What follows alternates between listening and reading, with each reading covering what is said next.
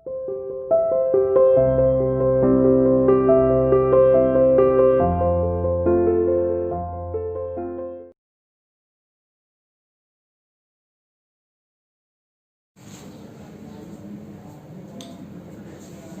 to CR International Online Classes. Hello students, how are you? Hope you are fine.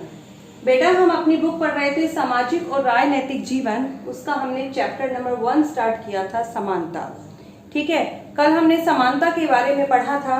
हमने इसके अंदर कांता की story के बारे में पढ़ा कि किस तरीके से कांता ने जब सुबह अपने आप को वोट की लाइन में खड़ा देखा तो वो अपने आप को लोगों के बराबर समझ रही थी, लेकिन शाम को उसके मन में शंका पैदा होने लगी क्योंकि उसे गवर्नमेंट हॉस्पिटल के सामने एक बहुत लंबी लाइन में खड़ा रहना पड़ा। तो बेटे, क्या इंडिया में आज भी समानता है या नहीं, और इस बारे में कल हम बात कर रहे थे तो हमने जाना कि भारत में आज भी जाति व्यवस्था और धर्म के नाम पर आज भी भारत में असमानता मौजूद है। ठीक है, इसे अब हम 2 कहानियों के द्वारा समझेंगे। तो जो पहली कहानी है हमारी, वो एक दलित बच्चा है। दलित क्या होता है बेटा? ऐसा शब्द जिसे निचली कही जाने वाली जाति के लोग स्वयं को संबोधित करने के लिए करते हैं। मतलब जो लोअर कास्ट पीपल है, नीची जाति के जो लोग हैं, वो अपने लिए अपने आप को एड्रेस करने के लिए जिस शब्द का इस्तेमाल करते हैं वो शब्द क्या है? दलित। एक तो ये दलित वर्ड आएगा आज आपकी बुक में, और एक दलित चाइल्ड है जिसका नाम है ओम प्रकाश वाल्मीकि। हम इसकी स्टोरी को पढ़ेंगे। उन्होंने अपनी आत्मकथा लिखी, अपनी ऑटोबायोग्राफी लिखी जिसका नाम है जूठन। ठीक है, आगे देखिए, गरिमा। अपने आप को दूसरे व्यक्तियों के समान योग्य समझना। गरिमा क्या है कि हमें भी दूसरों व्यक्तियों के बराबर ही रिस्पेक्ट मिलनी चाहिए। आगे देखिए, संविधान। संविधान क्या है? कॉन्स्टिट्यूशन। एक ऐसा दस्तावेज जिसमें देश की जनता व सरकार द्वारा पालन किए जाने वाले नियमों और अधिनियमों को निरूपित किया गया है कि देश के लोग और देश की सरकार के लिए कुछ नियम और कानून इसके अंदर लिखे गए हैं जिसे हमारे देश की गवर्नमेंट को क्या करना पड़ता है? फॉलो करना ही पड़ता है। चलिए आज हम बात करते हैं सबसे पहले एक दलित चाइल्ड ओम प्रकाश वाल्मीकि की। देखिए, आइए अब हम एक कहानी, स्कूल जाने वाले एक दलित बच्चे के अनुभवों के बारे में पढ़ें।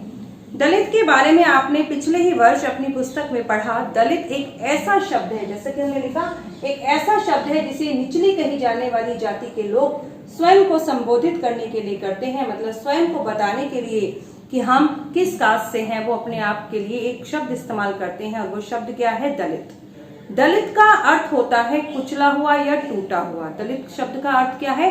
कुचला हुआ या टूटा हुआ। इस शब्द का इस्तेमाल कर दलित ये संकेत करता है कि पहले भी उसके साथ बहुत भेदभाव होता रहा है और आज भी हो रहा है। ओम प्रकाश वाल्मीकि एक प्रसिद्ध दलित लेखक हैं। उन्होंने अपनी आत्मकथा जूठन में वे लिखते हैं, स्कूल में दूसरों से दूर बैठना पड़ता था, वह भी जमीन पर। कि जब वो स्कूल में पढ़ते थे ना, तो दूसरे बच्चे जब बैठे थे उनसे दूर उन्हें जमीन पर बैठना पड़ता था, और अपने बैठने की जगह आते आते तक चटाई भी छोटी पड़ जाती थी। कभी कभी तो एकदम पीछे दरवाजे के पास बैठना पड़ता था, और यहाँ तक कि बोर्ड के लिखे अक्षर भी धुंधले दिखाई देते थे। बिल्कुल पीछे उन्हें दूसरी जाति के लोगों से अलग कर दिया गया, क्योंकि वो नीची जाति के थे और जो बाकी बच्चे थे वो अपर कास्ट के थे, तो उनसे उन्हें दूर बिठाया गया। आगे देखिए, कभी कभी बिना कारण पिटाई भी कर देते थे।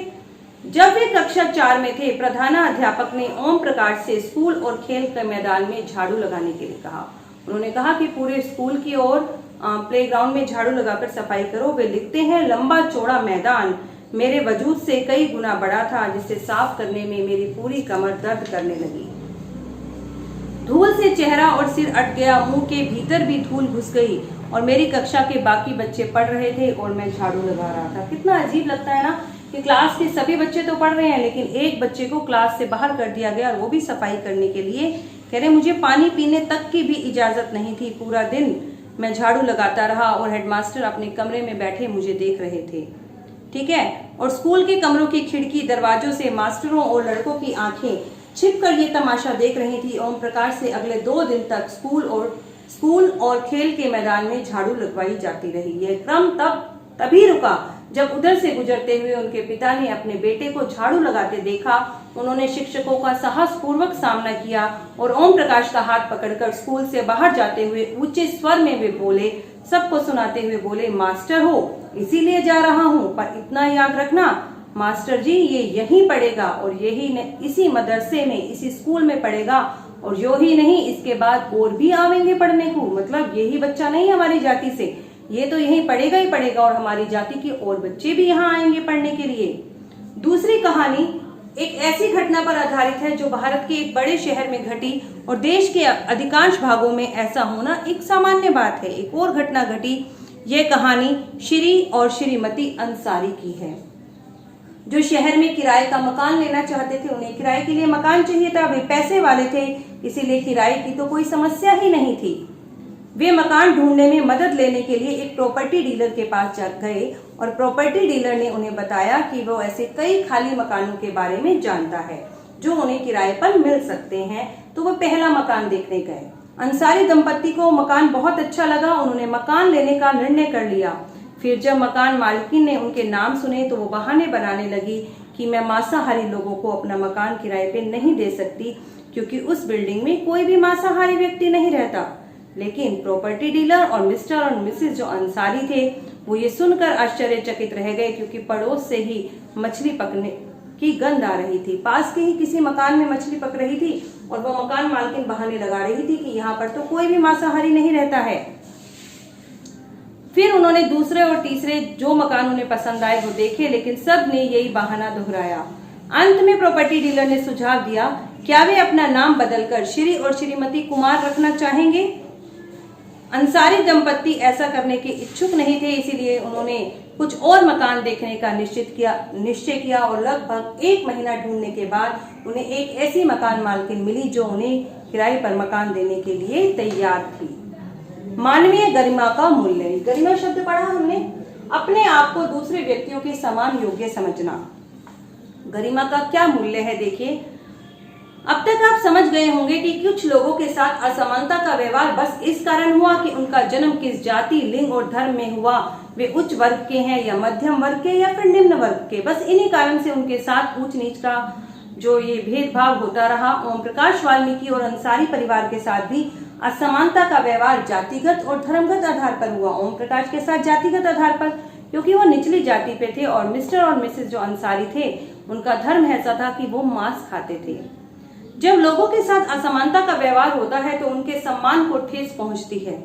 ओम प्रकाश वाल्मीकि तथा अंसारी दंपत्ति के साथ किए गए व्यवहार के कारण उनकी गरिमा को ठेस पहुंची और ओम प्रकाश वाल्मीकि को उनकी जाति के कारण स्कूल में झाड़ू लगवाकर शिक्षकों ने उन्हें महसूस करवाया कि वो विद्यालय के दूसरे छात्रों के बराबर नहीं है, बल्कि वो निचली जाति के हैं, इसलिए वो उन सब से अलग है, उन सब से निचले दर के हैं।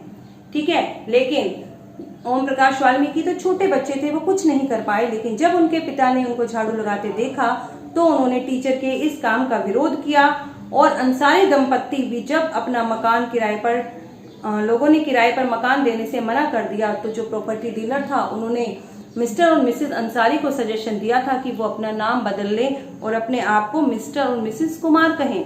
लेकिन उन्होंने इस बात को नहीं स्वीकारा, क्योंकि ऐसा करने से उनके आत्मसम्मान को ठेस पहुंचती। ओम प्रकाश और अंसारी दंपत्ति के साथ ऐसा व्यवहार नहीं होना चाहिए था, क्योंकि वे भी उसी सम्मान और गरिमा के हकदार थे जो दूसरे व्यक्तियों को मिलती है, क्योंकि हमारे भारत में सभी व्यक्तियों को बराबर सम्मान दिया गया है। देखिए बेटा, ये एक पिक्चर है 1975 में रिलीज हुई थी। दीवार मूवी के ये पिक्चर्स दिए गए हैं। इसमें क्या है, ये बच्चा शू पॉलिश कर रहा है। तो शू पॉलिश करने के बाद जब ये व्यक्ति उसे उसका मेहताना देता है, उसे जब शू पॉलिश करने के पैसे देता है तो वो उसे सिक्का फेंक कर देता है।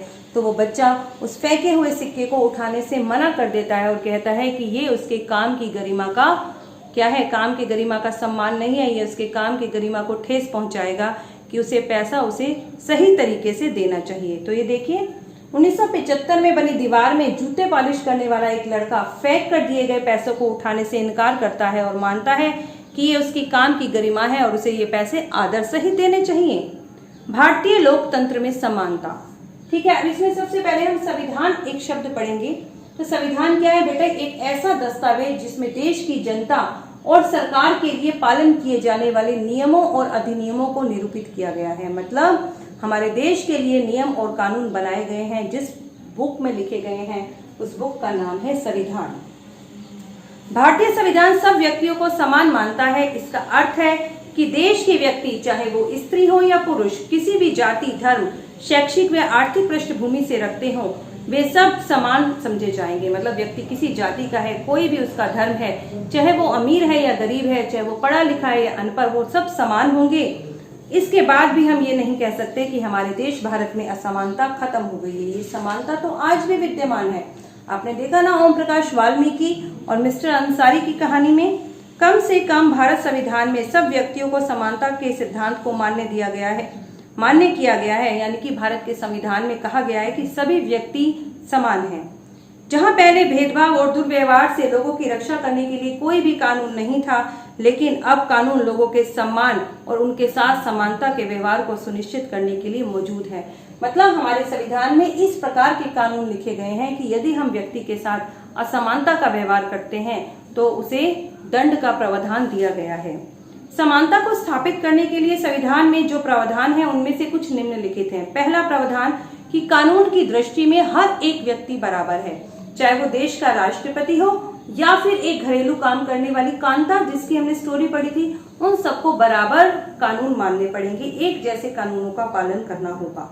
दूसरा, किसी भी व्यक्ति के साथ उसकी जाति, धर्म, वंश, लिंग या स्त्री और पुरुष होने पर भेदभाव नहीं किया जाएगा।